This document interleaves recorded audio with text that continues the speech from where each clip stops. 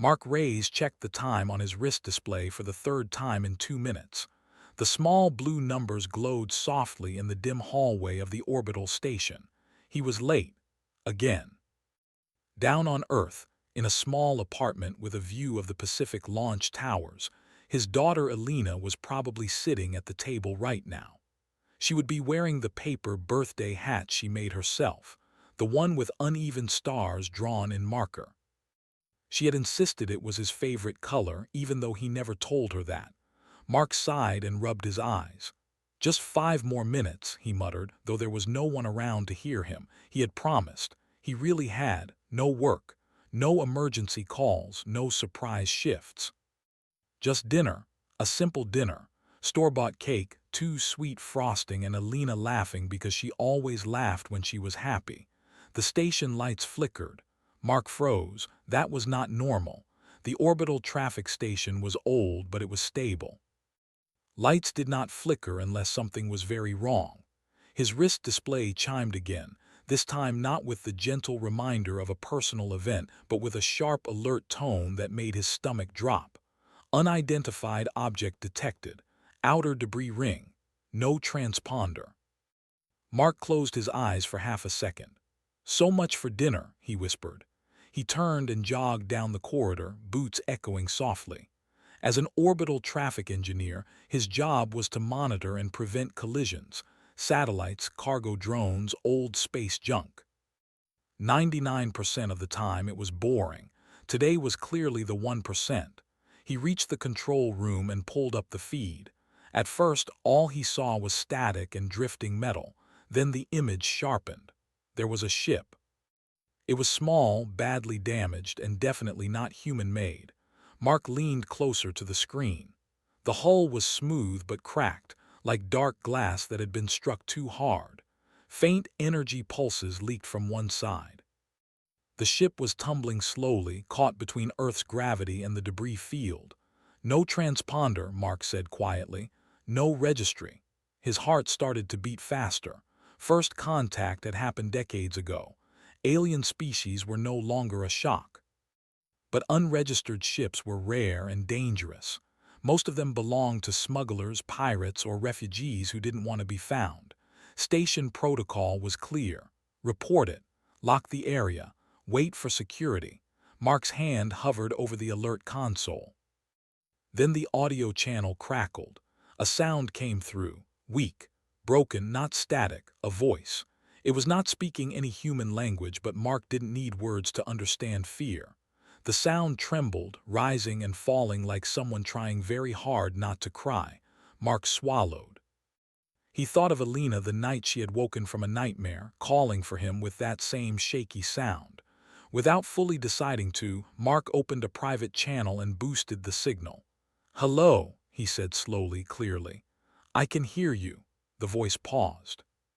Then another sound came through, softer, almost like a gasp. The ship's internal feed suddenly flickered on, likely triggered by the signal link. Mark's breath caught. Inside the ship was a being unlike any he had seen before. Tall but thin, with pale blue skin that looked almost translucent. Large dark eyes reflected the dim emergency lights. One arm was pressed against a console, and the other was wrapped tightly around a smaller figure. A child. The child was curled against the adult's chest, breathing fast and shallow. Its skin was a lighter shade, almost white, and faint lines glowed beneath it, pulsing slowly. Mark felt his chest tighten. The adult looked directly into the camera. She said something again, and this time the station's translation software caught fragments. "Help, child, please." That was enough.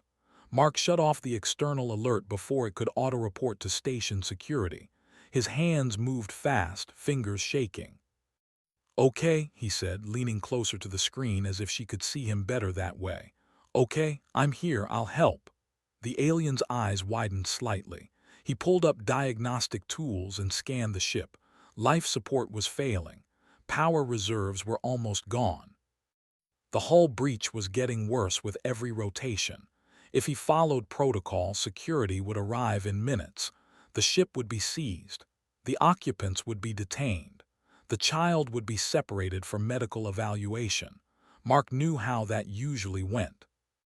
He also knew how it felt to lose someone and be told it was for the best. He remembered the hospital room, the quiet machines, the way Alina had clung to his sleeve, too young to understand why her mother wasn't waking up. Mark exhaled slowly. "Listen," he said, even though he wasn't sure she understood every word. "I'm going to guide you. We can stabilize your ship, but you have to trust me." The alien nodded. Slowly, carefully. Mark worked fast. He rerouted station power through an old maintenance channel that no one used anymore. It was outdated tech, ignored by newer systems, but he knew it well. He always trusted old things. They didn't surprise you. The ship's spin slowed. The hull breach sealed partially with emergency foam. The child's breathing eased a little. The alien let out a sound that might have been relief. "My name is Mark," he said. "What's yours?" The translator hesitated, then responded. "Lyra, and your child." Lyra looked down, her expression softening in a way that needed no translation. "Key," Mark smiled despite everything. "That's a good name," he said. A warning beep sounded on his console. "Security patrol rerouting. ETA 8 minutes. Mark's smile faded. 8 minutes was not enough. He looked at Lyra again. "Lyra," he said carefully, choosing simple words. "Others are coming. They may not help. They may take Key away." Her grip on the child tightened instantly. Fear flashed across her face. Mark nodded. "I thought so." He hesitated only once more. Then he did something that would change his life forever. He opened a hidden docking bay, one officially listed as decommissioned and unsafe. No cameras, no patrols, just empty space and old steel. "I can hide you," he said, "but it will be risky." "For me, for you." Lyra stared at him, searching his face. Whatever she saw there made her decision. She nodded. As Mark guided the damaged ship toward the hidden bay, his wrist display chimed again. Birthday reminder, dinner with Alina missed. Mark didn't look at it. He was already choosing the kind of person he wanted his daughter to believe he was. And far beyond the station, unnoticed by him, a quiet beacon buried deep within Lyra's ship activated fully for the first time in years. It sent a signal into the dark between stars. Someone was watching now. The hidden docking bay was colder than Mark remembered. Old metal walls were covered in dark stains, and warning paint had faded into dull shadows. The lights came on slowly, one by one, as the alien ship drifted inside and settled with a low, tired sound, like something finally allowed to rest. Mark locked the bay manually. No automatic logs, no station record. His heart was beating too fast now, but his hand stayed steady. Years of emergency work had trained him well. Fear came later. First, you acted. The alien ship's hatch opened with a weak hiss. Lyra stepped out carefully, holding Key close. The child's eyes were open now, large and unfocused, glowing lines under the skin pulsing faintly. Mark raised his hand slowly to show he meant no harm. "You're safe here," he said. "For now." Lyra looked around, alert, her body tense like a trapped animal. The translator in Mark's wrist device worked slowly but steadily. "You risk much," Lyra said. Mark gave a small smile. "That seems to be my habit." He led them toward a maintenance room connected to the bay. Inside were old tools, emergency supplies, and a portable medical scanner meant for human workers. "It's not perfect," Mark said, powering it on, "but it might help." He scanned Key first. The readings made no sense to him. Energy patterns overlapped the biological ones in ways he had never seen. The scanner beeped, confused. Lyra watched closely, her eyes never leaving her child. "He is weak," she said quietly. "I can see that," Mark replied. "But he's alive, that matters." Lyra lowered herself onto a bench, finally allowing her body to relax just a little. She brushed her fingers gently over Key's head, making a soft sound that Mark guessed was a comfort sound. For a moment, the room was quiet. Then Mark's wrist display vibrated again. "Security patrol in sector, sweep in progress," Mark cursed under his breath. They're searching the area, he said. They won't find this bay easily, but if they do, Lyra's eyes darkened. They will take him, Mark nodded. Yes. A long silence followed. Why? Lyra asked. Mark looked at her. Why what? Why help? She said. Your people do not know us, you gain nothing. Mark thought of Elena, of the small hands holding his, of birthdays missed and promises broken. I know what it's like to be alone, he said simply. That's enough. Lyra studied him in a way that made him feel seen, not judged. Humans are strange, she said. Mark let out a short laugh. You have no idea. Hours passed slowly. Mark brought food from emergency stores. Nutrient packs for humans didn't match Lyra's biology, but she managed to adapt some of it for Key using her own supplies. She moved with careful skill, like someone used to doing a lot with very little. At one point, Key stirred and made a weak sound. Lyra froze, fear flashing across her face. Mark leaned forward. It's okay, that's a good sign. Lyra nodded, though her hands shook. During the quiet moments, Lyra spoke more. Her words came carefully, as if each one cost something. Her people were travelers. Not by choice, but by need. Their home systems had been stripped of resources by stronger species. Treaties were signed, promises made, then ignored. They were labeled biologically fragile, which in the galaxy meant disposable. They say we are weak, Lyra said. That we must be guided, controlled.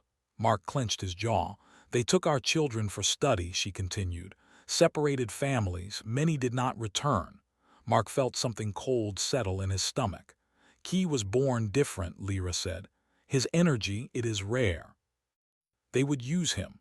So you ran, Mark said. Yes, Mark nodded slowly. You did the right thing.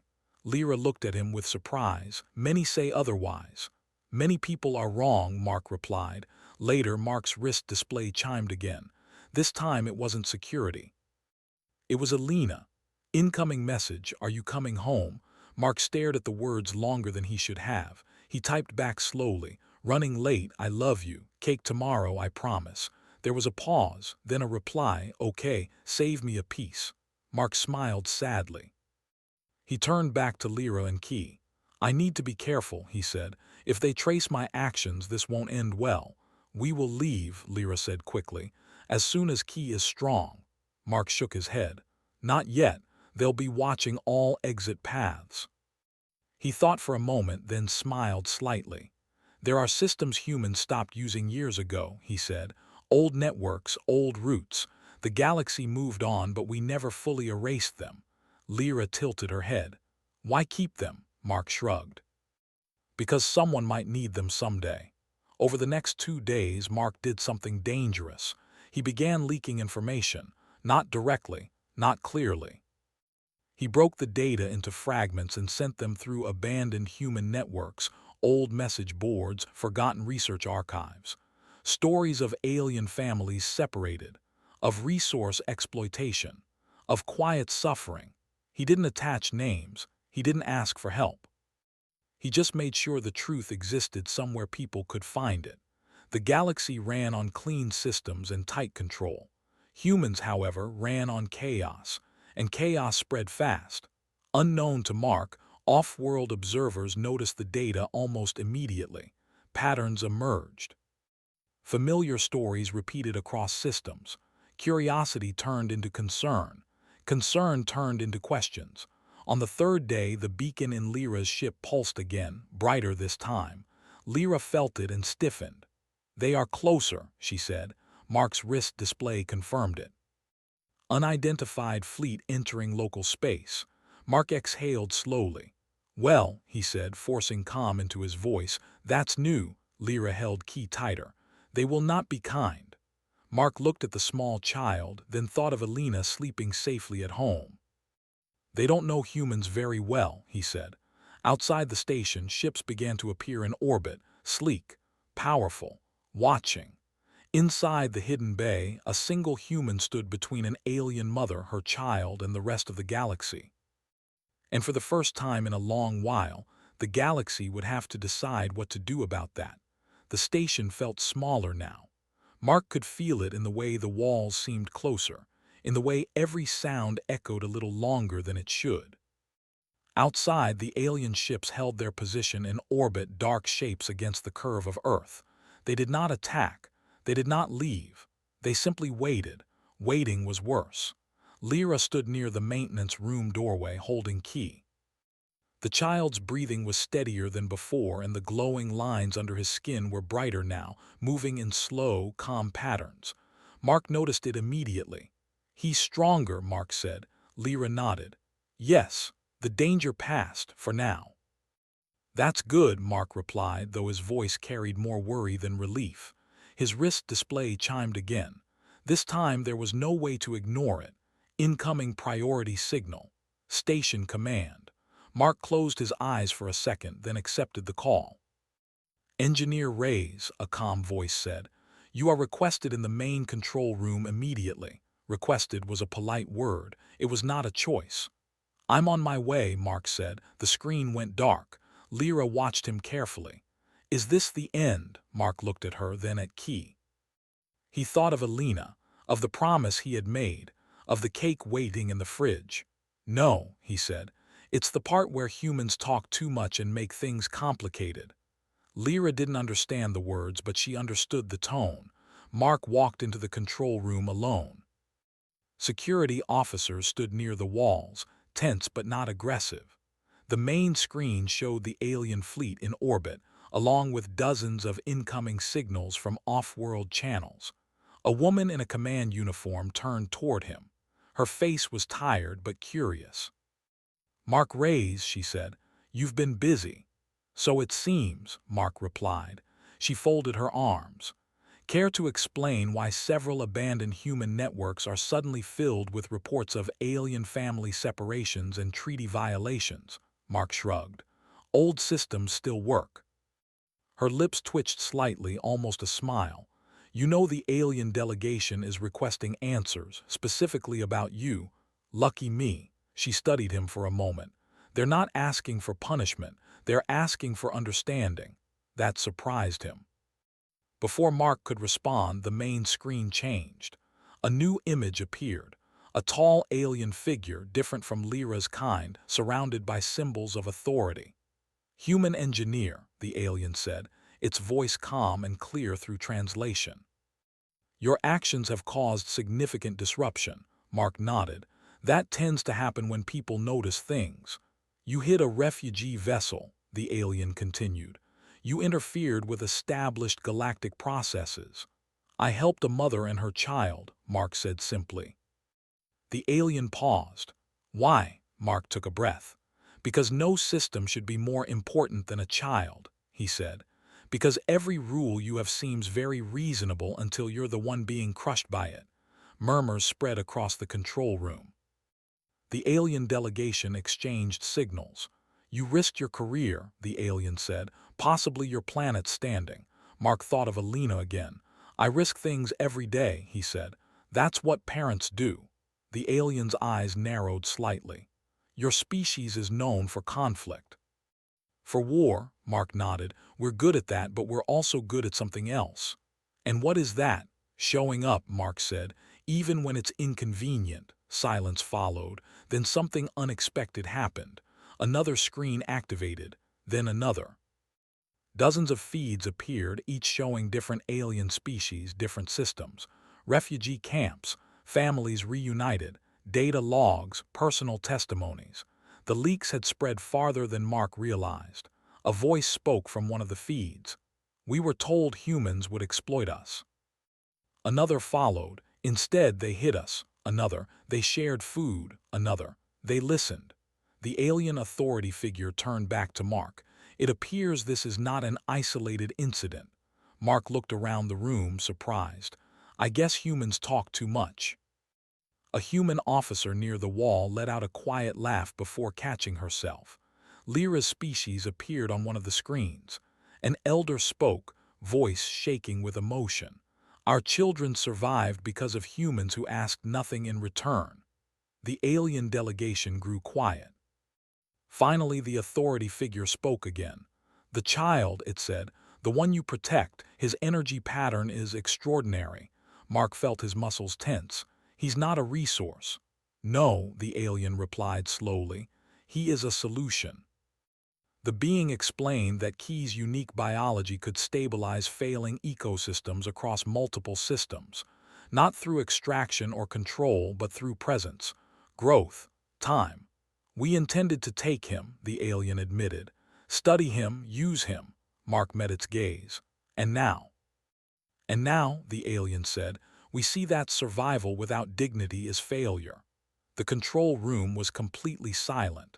The child will remain with his mother, the alien continued, under protection, voluntary cooperation only. Mark let out a breath he didn't realize he was holding. And the human, the alien asked. Mark straightened. That's me. You will face no punishment, the alien said. Instead, we request something. Mark blinked. Request. Teach us, the alien said. Why your species does this? Mark almost laughed. I don't think that fits in a manual, he said, but you can watch. The screens went dark one by one. The alien fleet adjusted position, no longer threatening. Some ships even turned away, departing quietly. The crisis was over. Hours later, Mark returned to the hidden docking bay. Lyra was standing when he arrived. Her posture changed the moment she saw his face. It is done, she asked. Mark nodded. You're safe, both of you. Lyra's knees gave out and she sat down hard, clutching Key as tears fell freely. Mark looked away, giving her privacy. Thank you, she whispered. Mark smiled softly. You would have done the same. Lyra looked up. Yes, for my child, always. Key stirred, eyes opening fully now. For the first time, he looked directly at Mark. The glowing lines under his skin pulsed warmly, not weak anymore, but calm and steady. Mark felt something gentle brush against his mind. Not words, a feeling, gratitude, connection, hope. He stepped back, heart full and aching at the same time. Later that night, Mark finally went home. Elena was asleep on the couch, a small plate beside her with a single slice of cake, untouched. A note in messy handwriting rested on top. Save this for you. Happy birthday, Dad. Mark sat down slowly, eyes burning. I'm sorry, he whispered, though she couldn't hear him. He picked up the cake and took a bite. It was too sweet. Perfect. Above Earth, a quiet symbol appeared on shared star maps.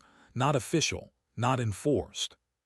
Just a note passed between travelers. If you are lost, if you are afraid, if you are alone, find a human. They might be late for dinner, but they will come.